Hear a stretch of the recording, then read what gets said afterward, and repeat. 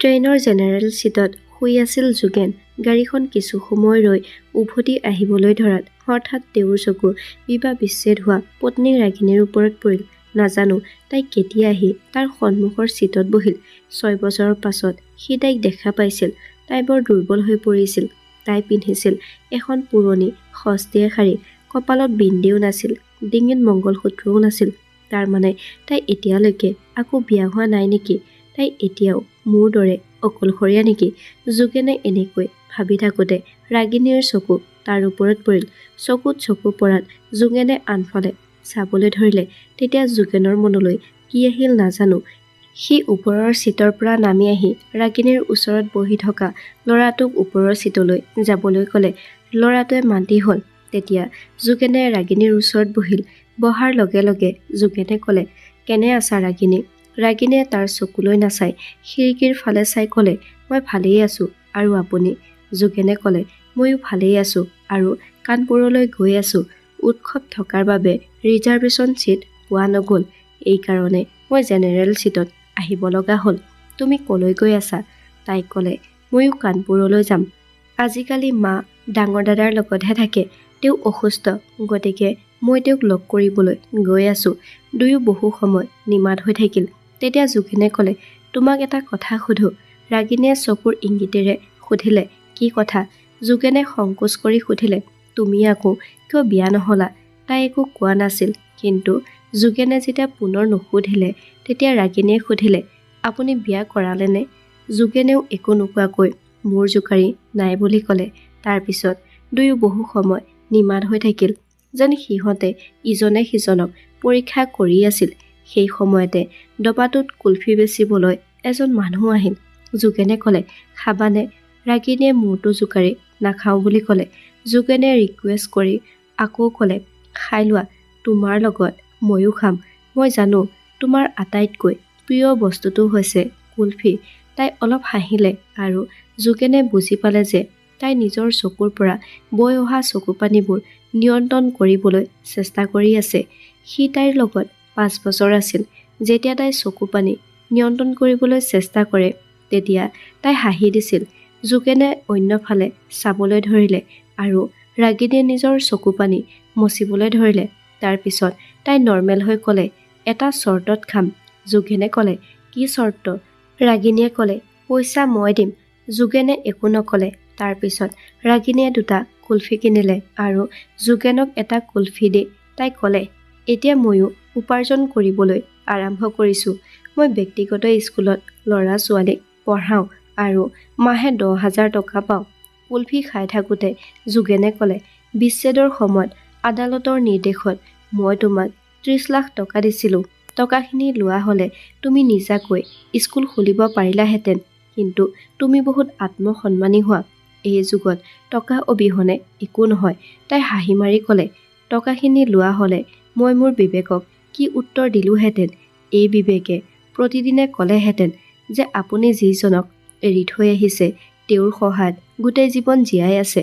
যোগেনে ক'লে, তুমি বহুত ভাল ছোৱালী, সহজ সৰল ছোৱালী। এইটো অনুভৱ তোমাৰ পৰা বিবাহ বিচ্ছেদ হোৱাৰ পিছত মই উপলব্ধি কৰিলোঁ। হয়তো তুমি বিশ্বাস নকৰিবা, মই বহুত সলনি হৈছোঁ। মই মদ খোৱা সম্পূৰ্ণৰূপে বন্ধ কৰি দিছোঁ আৰু মই একেবাৰেই খং নকৰোঁ। এতিয়া মই কাকো অপমান কৰিবলৈও চেষ্টা নকৰোঁ। যিটো অভ্যাস আগতে তোমাৰ বহুত বেয়া লাগিছিল, সেই সকলোবোৰ বেয়া অভ্যাস মই ত্যাগ কৰিছোঁ। তাই দুখেৰে ক'লে, এতিয়া এইবোৰ বাদ দি কি লাভ? যেতিয়া মই মানা কৰিছিলোঁ, এতিয়া আপুনি মোৰ একো এটা কথাই নুশুনিছিল। আপোনাৰ বাবেই মই সদায় টেনচনত আছিলোঁ। এইকাৰণে মোৰো 2টা গৰ্ভপাত হৈছিল।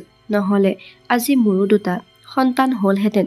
এজনৰ বয়স 8 বছৰ আৰু আনজনৰ বয়স 6 বছৰ হ'লহেঁতেন। এই কথা কৈ তাই কান্দিবলৈ ধৰিলে।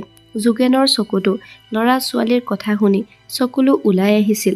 কিন্তু পুৰুষ হোৱাৰ বাবে চকুৰ পতা পোৱাৰ আগতেই চকুপানী নোহোৱা কৰি ক'লে, কেতিয়াবা মোৰো এনে লাগে যেন মই বৰ বেয়া মানুহ। মই কেতিয়াও সম্পৰ্কক মূল্য দিয়া নাছিলোঁ। তাৰেই শাস্তি আজি মই ভোগ কৰি আছোঁ। মই সম্পূৰ্ণ অকলশৰীয়া হৈ পৰিছোঁ। এতিয়া মা আৰু নাই। মাৰ মৃত্যুৰ কথা শুনি ৰাগিনীয়ে বৰ দুখ অনুভৱ কৰি ক'লে, মা ভালকৈ থকা অৱস্থাতে মই তেওঁক এৰি থৈ আহিছিলোঁ। তেওঁৰ কি হৈছিল? এইবাৰ যোগেনে নিজৰ আৱেগেৰে ভৰা চকুপানী নিয়ন্ত্ৰণ কৰিব নোৱাৰিলে আৰু ক'লে, তেওঁ তোমাক প্ৰতিদিনে মিছ কৰিছিল, কৈছিল যে বোৱাৰীক ঘৰলৈ ঘূৰাই লৈ আনা। মই তেওঁক কেনেকৈ বুজাম যে বিবাহ বিচ্ছেদৰ পিছত বোৱাৰী ঘৰলৈ উভতি নাহে? তাৰ পিছত দুয়োৰে মাজত মৌনতাই বিৰাজ কৰিলে। ট্ৰেইনখন কানপুৰ আহি পালে। যোগেনে ক'লে, কেতিয়া উভতি যাবা? ৰাগিনীয়ে ক'লে, মই আজি ৰাতি ইয়াতে থাকিম, কাইলৈ ৰাতিপুৱা ট্ৰেইনত উভতি যাম। তাৰ পিছত তাই থিয় হ'ল। যোগেনেও থিয় হ'ল আৰু সুধিলে, কেইটা বজাৰ ট্ৰেইনখনত উভতি যাবা? ৰাগিনীয়ে ক'লে, আমি দুখীয়া মানুহ, ৰিজাৰ্ভেশ্যন কৰিব নোৱাৰোঁ, জেনেৰেল ডবাতে ভ্ৰমণ কৰিব লগা হয়, গতিকে যিখন ট্ৰেইন পাওঁ সেইখনৰে টিকেট লৈ গুচি যাওঁ। এই কথা কৈ তাই নামি গ'ল। যোগেনেও তাৰ চুটকেছটো ধৰি তাইৰ পিছে পিছে দৌৰি গ'ল আৰু ক'লে, যদি মই দুখন ৰিজাৰ্ভেশ্যন টিকেট লওঁ তেতিয়া মই জানো যে তুমি মোৰ লগত নোযোৱা, কিন্তু তোমাৰ লগত মই যাব বিচাৰোঁ। জেনেৰেল ডবাতে উঠিবলৈ সাজু আছোঁ। কোৱা, কিমান বজাত লগ হ'ম? অটোত বহি ৰাগিনীয়ে ক'লে, 9 বজাত ইয়াত লগ পাম। যোগেনে দুদিন কানপুৰলৈ আহিছিল যদিও ৰাগিনীৰ লগত থাকিবলৈ তেওঁ নিজৰ কাৰ্যসূচী সলনি কৰিলে। ব্যৱসায়িক কাম সোনকালে সম্পূৰ্ণ কৰি পিছদিনা ৰাতিপুৱা 8:30 বজাত ষ্টেচন পালেহি। ৰাগিনীয়ে 9 বজাৰ ঠাইত 10 বজাত ষ্টেচন পালেহি আৰু তাই ক'লে, তুমি এতিয়াও ইয়াতে আছা? মই ভাবিছিলোঁ যে তুমি গ'লাগৈ। ৰাগিনী বহুত সুখী হৈ পৰিল। তাই ক'লে, মা এতিয়া ঠিকেই আছে। যোগেনে ক'লে, মই তোমাৰ বাবেও টিকেট লৈ আহিছোঁ। এতিয়া 30 টকীয়া টিকেটৰ বাবে একো নক'বা।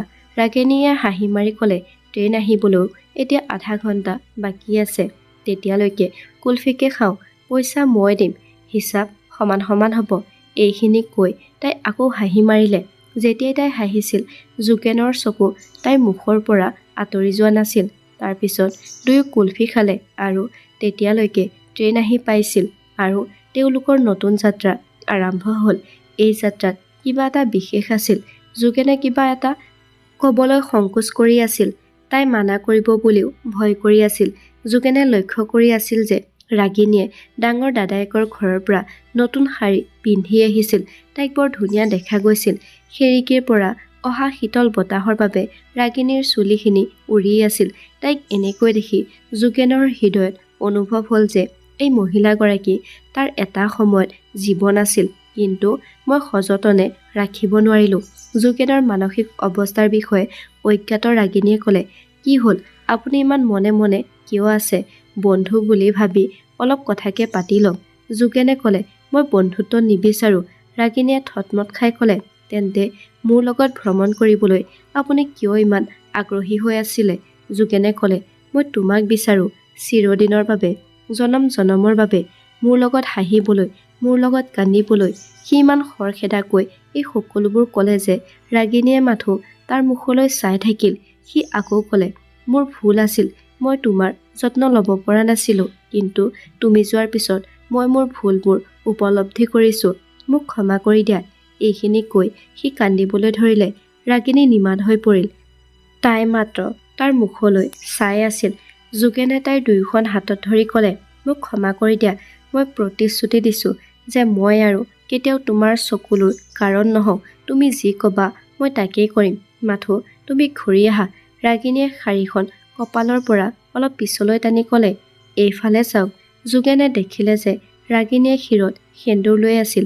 তাই ক'লে, মই জানিছিলোঁ আপুনি এই সকলোবোৰ কৰিব। মই যোৱাকালি সিদ্ধান্ত লৈছিলোঁ যে এতিয়া আৰু অকলে খোজ কঢ়াৰ দিনবোৰ শেষ হ'ল।